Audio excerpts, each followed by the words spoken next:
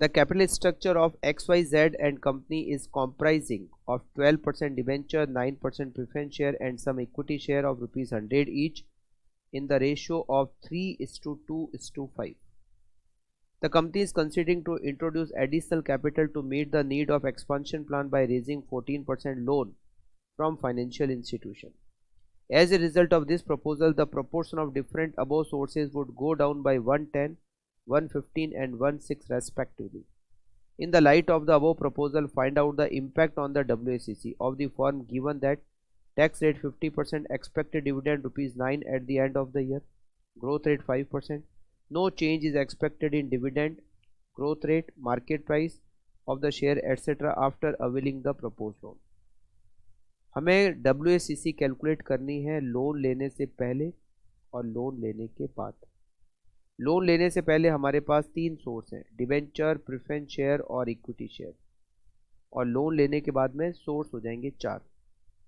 तो सबसे पहले तो हम कैलकुलेट करेंगे WACC बिफोर लोन, लोन लेने से पहले।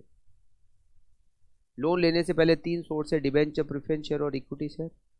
तो हम कैलकुलेट करते हैं सबसे पहले तो केडी।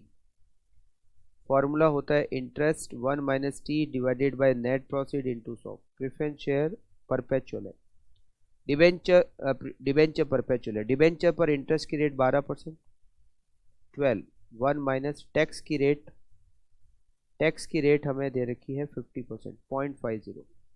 एक डिबेंचर की फेस वैल्यू हम एज्यूम करेंगे, मतलब नेट प्रॉफिट एज्यूम करेंगे 100 रुपये, क्योंकि कुछ दिया हुआ नहीं है, 6%। दूसरा सोर्स है प्रेफरेंस शेयर, ये भी परपेचुअल है, preference dividend divided by net profit into 100। Preference share की फेस वैल्यू 100 रुपये मान लेते हैं और 9% डिविडेंड है तो 9, नेट प्रॉफिट में कुछ नहीं दे रखा है तो 100 multiply by 100 equals to 9%।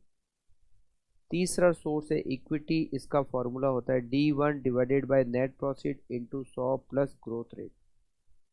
Expected dividend per share हमें यहाँ पर दे रखा है, इट इज 9 रुपीज। एक इक्विटी शेयर की फेस वैल्यू 100, उसी को हम नेट प्रॉफिट मान लेंगे, इंटू 100 प्लस ग्रोथ रेट हमें दे रखी है 5%, तो हमारी KE हो जाएगी 14%। Calculation of WACC, calculation of WACC loan लेने से पहले हमारी WACC सोर्स। अच्छा, इस क्वेश्चन में कोई भी सोर्स का अमाउंट नहीं दिया हुआ है, मगर सीधा वेट दिया हुआ है। कहाँ वेट दे रखा है अभी देखते हैं।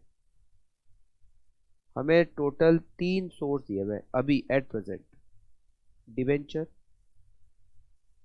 प्रेफरेंस शेयर और इक्विटी शेयर। अब वेटेज का, अभी हमारी जो कैपिटल है उसमें सबसे फर्स्ट लाइन में दे रखा है डिबेंचर, प्रेफरेंस और इक्विटी शेयर, और इनका रेशियो है 3:2:5। मतलब डिबेंचर अभी है 3/10, प्रेफरेंस शेयर है 2/10 और इक्विटी शेयर 5/10। तो डिबेंचर का वेटेज हो गया 3/10 मतलब 0.3, प्रेफरेंस शेयर का 2/10 मतलब 0.2 और इक्विटी का 5/10 मतलब 0.5, और ये वेट की टोटल हो गई 1। इक्विटी की कॉस्ट, डिबेंचर की कॉस्ट हमें दे रखी है 6%, प्रेफरेंस की कॉस्ट 9% और इक्विटी की कॉस्ट 14%। 1.80%, 1.80% और 7%, टोटल 10.60% WACC बिफोर लोन। अब WACC कैलकुलेट करना है आफ्टर लोन, लोन लेने के बाद। लोन लेने के बाद में KD में कोई चेंज नहीं, वही सेम 6%, KP में कोई चेंज नहीं, वही 9%, इक्विटी में कोई चेंज नहीं 14%। वो जो चौथा सोर्स KL है उसकी कॉस्ट निकालते हैं, जिसका फॉर्मूला होता है इंटरेस्ट रेट 1 - T। लोन पर इंटरेस्ट की रेट है 14% और टैक्स की रेट है 50%। 14% 1 - 0.5 इक्वल टू 7% KL। अच्छा, यहाँ पर वेट रिवाइज हो जाएंगे, रिवाइज्ड वेट। ये दे रखा है कि लोन लेने के बाद में डिबेंचर का जो अभी वेट है कितना है 3/10, ये 1/10 से कम हो जाएगा, मतलब बचेगा 2/10, मतलब 0.2। प्रेफरेंस शेयर का जो वेटेज है अभी कितना है, अभी है 2/10, ये कम हो जाएगा 1/15 से, तो बचेगा 2/15, मतलब 0.13 वेटेज हो जाएगा। इक्विटी शेयर का अभी वेटेज कितना है 5/10, ये कम हो जाएगा 1/6, 1/6 से कम हो जाएगा, पीछे बचेगा 1/3, मतलब 0.33। और एक में से माइनस करेंगे तो हमें लोन का वेटेज मिल जाएगा बैलेंसिंग फिगर, और ये आएगा 0.34। Calculation of WACC। WACC को कैलकुलेट करते हैं लोन लेने के बाद। अब यहाँ पर सोर्स में 4 सोर्स आ जाएंगे, उनका वेट, उनकी कॉस्ट और weighted average cost of capital. Source में डिवेंचर, प्रेफरेंस शेयर,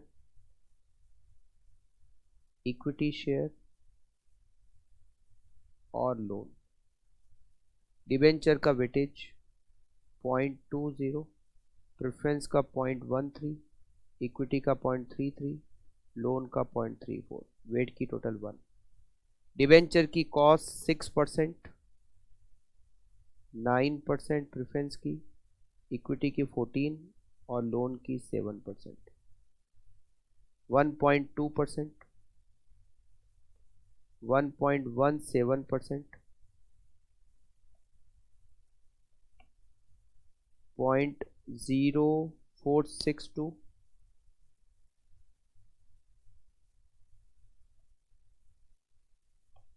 4.62%